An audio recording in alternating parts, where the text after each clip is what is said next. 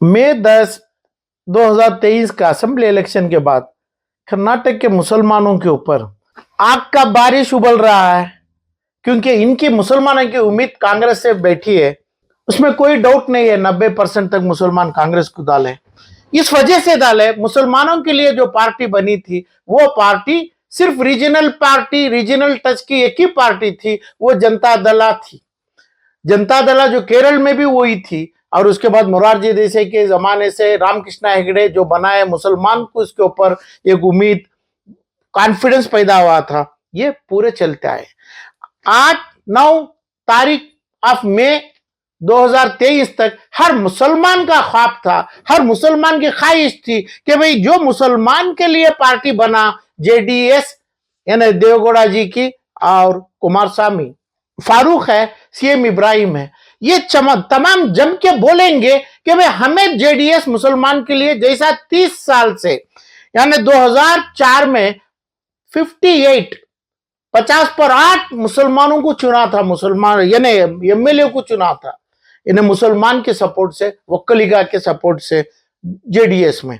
उसके बाद 2023 में जब 19 बन गया, उनके ऊपर आग का शोला, आग का बारिश जो बरसा रहे हैं, यानी एचडी कुमार स्वामी हर जगह पे जो उनकी जमायत, उनका जुमला जो हो रहा है कि भाई मुसलमान धोखा दिया।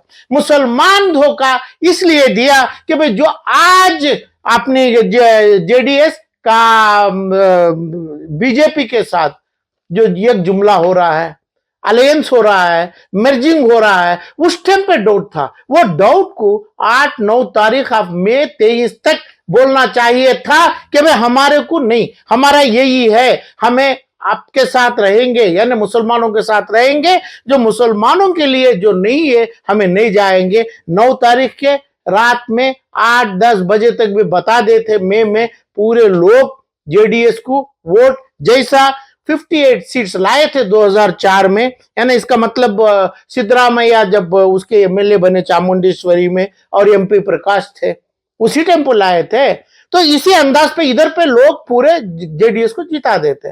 तो ये ऐसे राज में रखे थे, जो राज जो एचडी कुमार स्वामी का जो था वो किसी को पता नहीं चला। मुसलमान की जिम्मेदारी नहीं बनी, जो सीएम इब्राहिम है और जो भी फारूक है वो मुसलमानों तक पहुंचाए नहीं। ये इनके साथ ऐसे गुमराही में रखे, मुसलमानों को कुछ नहीं कर पाए। कंफ्यूज हालत में एक मुसलमान एकजुट हुआ, एक हुआ होके कांग्रेस को दिया। कांग्रेस का रिजल्ट देखेंगे, उसके सामने 2024 का एमपी इलेक्शन रखा है, मुसलमान रखा है, आप करो और इसको उंगलो, यानी कांग्रेस के लिए शर्त हो गई। और हो गई तो बात अभी जेडीएस की, भाजपा में जा रहे हैं, तो वो चल गए तो पूरा मुसलमान को वोट मुसलमान दे देता, तो सीएम इब्राहिम और फारूक और एचडी कुमार स्वामी, देवगौड़ा क्या बोलते, क्या करते, ये सिलसिला ऐसा जारी होता तो मुसलमान को समझाते, तुम्हें क्या समझाता है, हमें जो जिसके साथ जा रहे हैं आप पसंद करो या ना करो, हमें गए हैं आप भी पसंद करना। वही केसरी शाल डालना चाहते थे, उसका डाउट था। आज मुसलमानों को बहुत बड़ी तकलीफ आ गई, क्योंकि मुसलमानों के लिए पार्टी नहीं है। कर्नाटक में पार्टी जब 50-40 साल से बनाए थे रामकृष्ण हेगड़े के साथ, कांग्रेस में है, थोड़े लोग जेडीएस में, ज्यादा लोग जेडीएस में, दूसरे पार्टियों में, वो अलग बात है।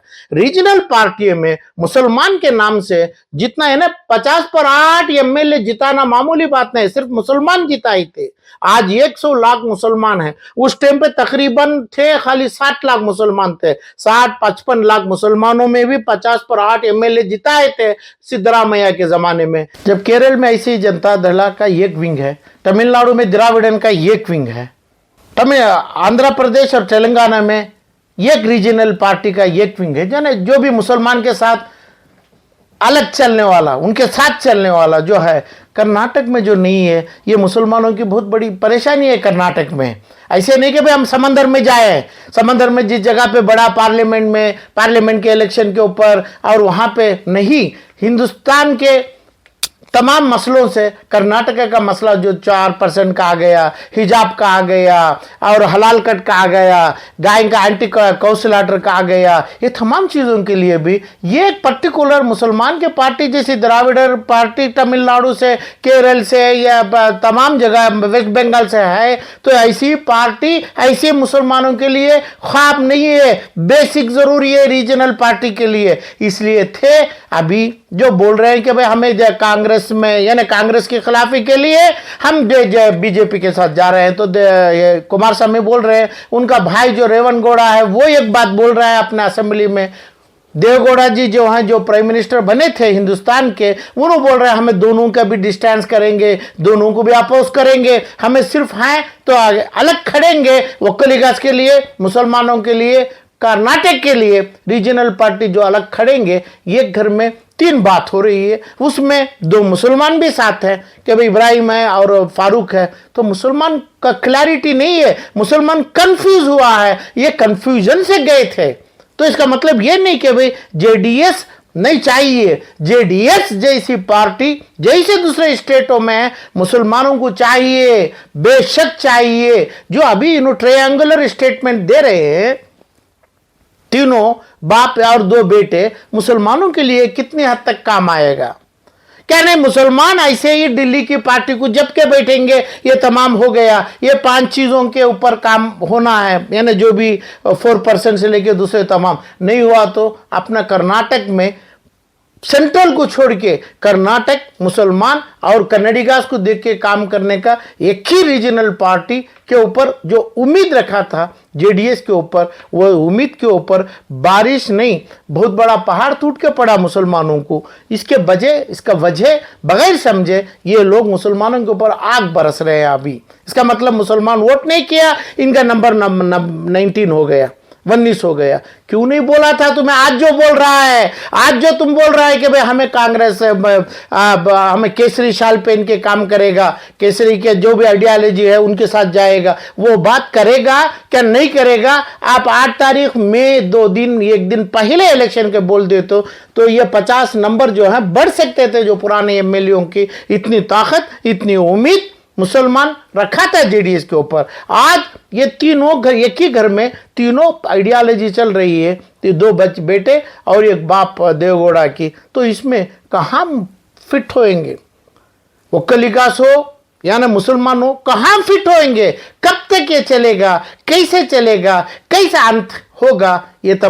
ये बात मुसलमानों की नहीं है, ये बात कर्नाटक की 100 लाख मुसलमानों की है कि भाई इसको एक सेटअप चाहिए। वो सेटअप लोकल कन्नडिगास के साथ जम के 7 करोड़ 6.5 करोड़ के साथ हम जम के रहने का एक सेटअप हमारे को चाहिए। वो द्राविडन यानी जैसा तमिलनाडु में, बंगाल से, हर जगह से जो हो रहा है, ये चीज़ को हम ना स्केप गोट बनाया, ये चीज़ हम देंगे करके बोल के लास्ट जब जा रहे इलेक्शन के सवेरे 8-6 बजे नमाज के बाद भी बोलते तो ये लोग डिवाइड भी करते, नंबर बढ़ते, 19 की जगह 40 भी आ सकते थे। डाउट नहीं है कि भाई मुसलमान एकजुट होकर काम किया। अभी ज़रूरी है कि भाई जेडीएस की मांग साफरान पार्टी के साथ रहेगी क्या नहीं, कांग्रेस के खिलाफ जाएगी। जब कांग्रेस के खिलाफ जाने का है तो कांग्रेस की आइडियोलॉजी के साथ जो साफरान के लिए पार्टी के लिए कुमार स्वामी और देवगौड़ा रेवन गौड़ा तमाम बताए थे कि भाई इलेक्शन यानी मई असेंबली के 2 दिन पहले, 1 दिन पहले क्या उसके ऊपर कायम रहेंगे। ये तमाम लोगों को कन्फ्यूजन कर्नाटक के मुसलमानों में बना है। इनको सेफ्टी नहीं, अल्लाह के अलावा सिवा ये मुसलमानों को कोई लोगों की सपोर्ट आज तक देखा नहीं गया है। कांग्रेस की हुकूमत में भी और ये जेडीएस जो खिलवाड़ा कर रहा है मुसलमानों को, जो जिसमें मुसलमान के नाम से लिया, वो जो गारंटी यानी जो सिक्योरिटी, एक अश्योरेंस पूछ के जो मुसलमानों को 100 लाख लोगों को समझाने की एक तरकीब नहीं दिया 10 तारीख मई के सवेरे तक, ये तमाम चीज़ों से चाहिए मुसलमान को जम के एक जगह एक सेफ्टी में, जैसा देवगौड़ा को माने, जेडीएस को माने, ऐसा मान के जाने की पार्टी चाहिए। इसलिए 2004 में 58 नंबर्स को लाए थे, इसके बाद भी 60, 65, 70 को लाने मुसलमानों को 75 लोगों को लाने, एमएलए अपने को मुसलमान ताकत बना के बैठा है।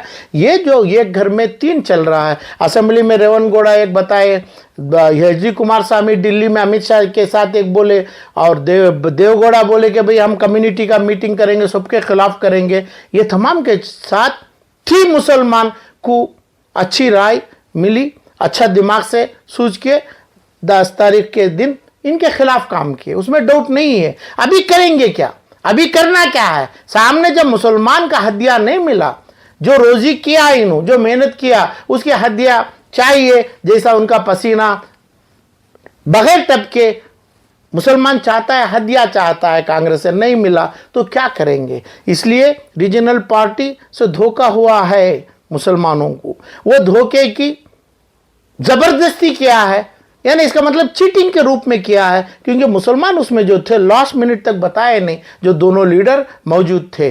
तो आज चाहिए देवगौड़ा को चाहिए कि भाई ये किसके साथ है, क्या है,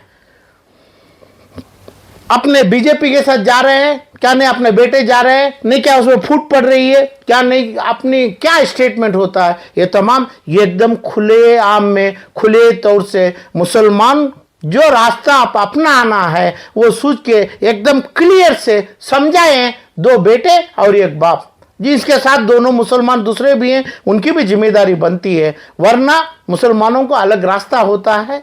करना चाहिए।